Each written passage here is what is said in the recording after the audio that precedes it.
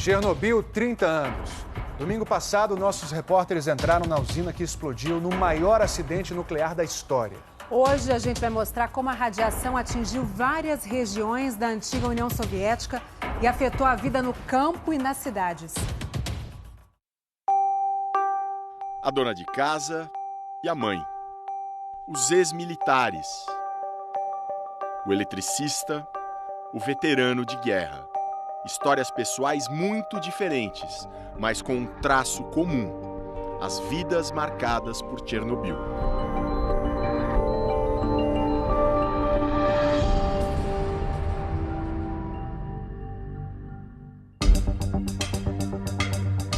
Na madrugada de 26 de abril de 1986, depois que um teste de equipamentos deu totalmente errado, toneladas de material radioativo vazaram. Nunca houve nada comparável a Chernobyl em lugar nenhum. Só depois de 36 horas, o governo soviético tomou uma decisão radical: criar uma zona de exclusão. Nas repúblicas da Ucrânia e da Bielorrússia, quem morava num raio de 30 quilômetros da usina foi retirado às pressas. Todos os dias surgiam novas perguntas. A primeira: como bloquear a contaminação? Foi chamado o poderoso Exército Vermelho. Igor chegou já no dia seguinte.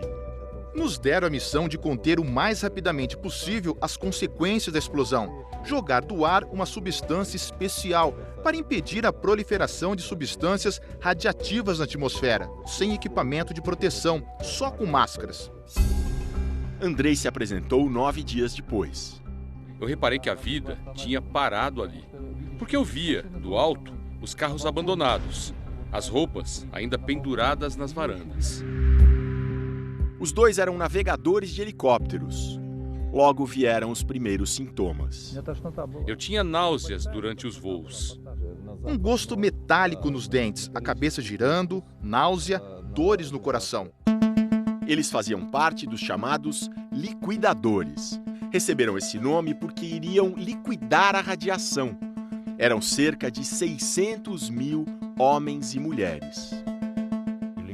Os liquidadores eram como soldados na frente de batalha. Eles iam porque acreditavam que precisavam ir. O eletricista Victor conta que era um deles. Eu fui para lá voluntariamente. Ele se ofereceu para consertar os painéis de energia da usina. Eu ficava bem embaixo do reator. A gente colocava gás no nariz e na boca, não tinha mais nada de proteção. Enquanto tudo isso acontecia na Ucrânia, do outro lado da fronteira, a Bielorrússia sofria em silêncio. Saindo de Kiev, capital ucraniana, nós vamos para lá. Mas não é fácil conhecer esse lado esquecido da história. Belarus é a antiga república soviética da Bielorrússia. Das antigas repúblicas que pertenciam à União Soviética, ela é a mais soviética de todas. Continua a vigilância, continua a burocracia. Na fronteira, filas imensas e um controle muito lento e desconfiado. Ficaram olhando com lente de aumento meu passaporte 500 mil vezes. Demorou, mas passamos. São mais 7 horas pelas planícies infinitas de Belarus, que tem o tamanho do Paraná e cerca de 10 milhões de habitantes. O presidente Alexander Lukashenko é o mesmo há 22 anos. E a arquitetura da capital, a desolada e limpíssima Minsk, mantém o estilo monumental soviético. Num bairro sossegado, trabalha o doutor em ecologia Alexei Nesterenko, filho de Vassily Nesterenko, um físico que se destacou na época do acidente. Meu pai era um dos maiores especialistas da União Soviética em energia nuclear. Ele sabia que naqueles primeiros instantes depois da explosão, o grande perigo era a quantidade gigantesca de iodo radiativo, o iodo 131. Este outro cientista, diretor de um hospital especializado em vítimas da radiação, explica. O iodo entra na tireoide em grandes quantidades. Se esse iodo é radiativo, isso pode levar ao câncer de tireoide. Como se proteger? Tomando pastilhas de iodo, mas de iodo normal, não radiativo. Assim, quando o iodo radiativo chega, não tem mais espaço para ele na tireoide. O pai de Alexei deu o alerta. E ele tentou entrar em contato com os líderes na Bielorrússia para distribuir iodo para todas as pessoas do país imediatamente. Ele foi ignorado. Hoje, Alexei comanda um instituto independente criado pelo pai, que morreu em 2008. A equipe roda por Belarus medindo traços de radiação em crianças e distribui um medicamento para baixar a radiação no organismo. Essa radiação não vem mais do iodo, que dura poucas semanas e tantos anos depois já desapareceu.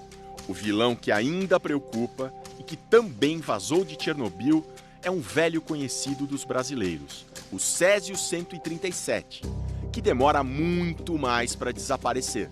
Em doses altas ele é terrível. O número de células de defesa do corpo despenca. A maioria morre por infecção generalizada. Em 1987, em Goiânia, 4 pessoas morreram ao entrar em contato com o Césio, que estava dentro de um equipamento hospitalar jogado em um ferro velho. Entraram em contato com o Césio-137, 243 pessoas. Na região de Chernobyl, rastros de césio radioativo são encontrados até hoje, principalmente no leite, em cogumelos e frutas silvestres. Tanto que essa placa na beira da estrada adverte: contaminação radiativa. A colheita de cogumelos e frutas silvestres só é permitida com controle radiométrico obrigatório. Você faz sopa de cogumelos para você e para o seu filho e esses cogumelos estão radiativos. Você faz isso uma vez por semana, pelo resto da sua vida. Aquilo se acumula. E como saber quanto acumulou? Agora o pessoal do Instituto vai fazer uma medição da radiação total no meu corpo. O resultado sai rápido. Deu menos de 3. A unidade é becquerel por quilograma. Mas importante é o número 3. Tem crianças que eles medem no interior aqui de Belarus que tem 375. É para o interior que nós vamos, para a área mais contaminada, a zona de exclusão. Para entrar, outra maratona de burocracia. Apareceu mais uma taxa para pagar. Passamos 3 horas numa repartição, até que a liberação vem. A zona de exclusão de Belarus é totalmente rural.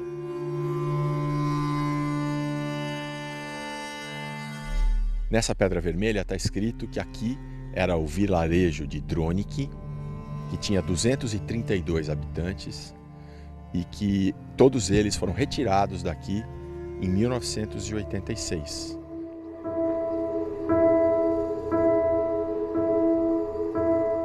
Como a população foi embora, os animais tomaram conta.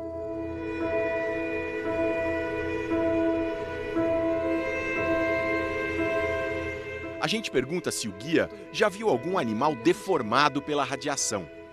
Não, isso tudo é mito. Só animais comuns. Lobos comuns, alces, javalis, renas. O clima é de sossego e foi em busca disso que muitas pessoas tiradas daqui por causa do acidente acabaram voltando. Aos 83 anos, este veterano de guerra vive sozinho. Quando Chernobyl explodiu, nos tiraram daqui. Simplesmente expulsaram. Destruíram nossa casa, envenenaram a terra.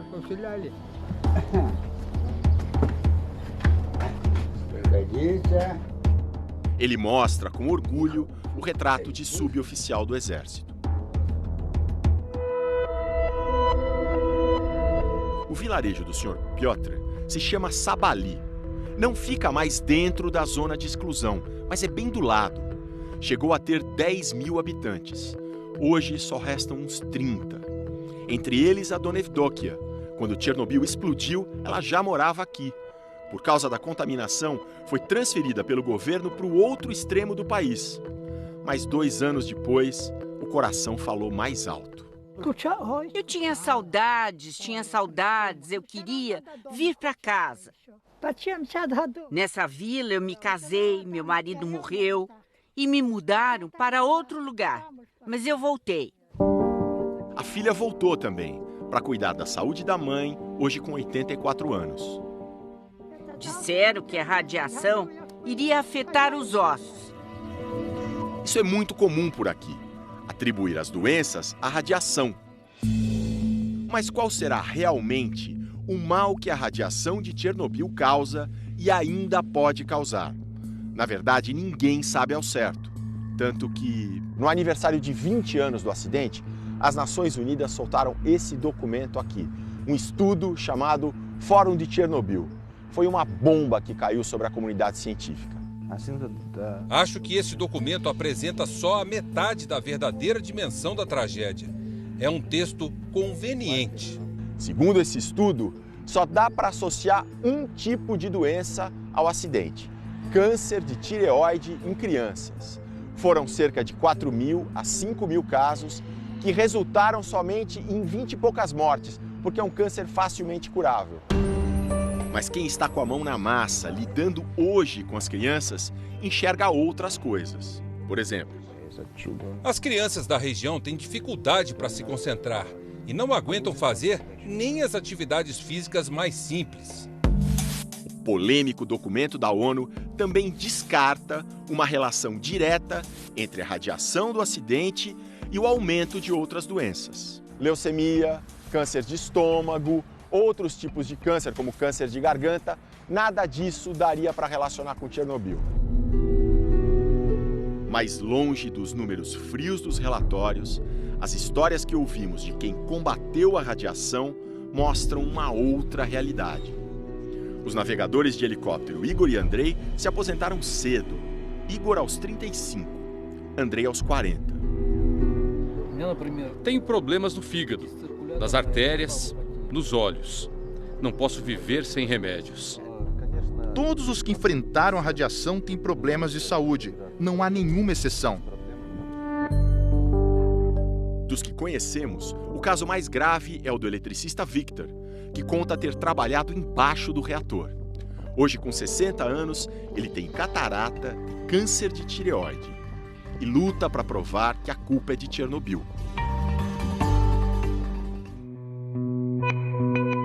Enquanto o debate médico continua, o reator destruído espera um destino final.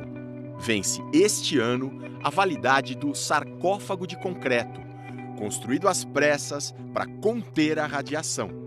O substituto, essa estrutura gigantesca de aço inoxidável, que até o fim do ano que vem vai ser deslizada por trilhos para cobrir o reator.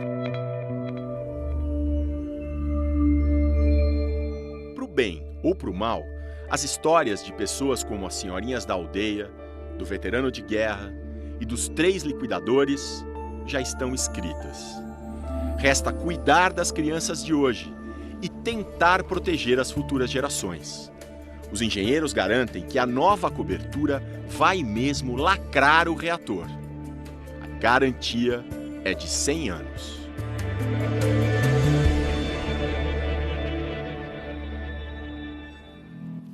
Falei no site do Fantástico, tem um vídeo exclusivo com os bastidores das reportagens sobre Chernobyl. Essa que você viu agora é a que a gente exibiu domingo passado.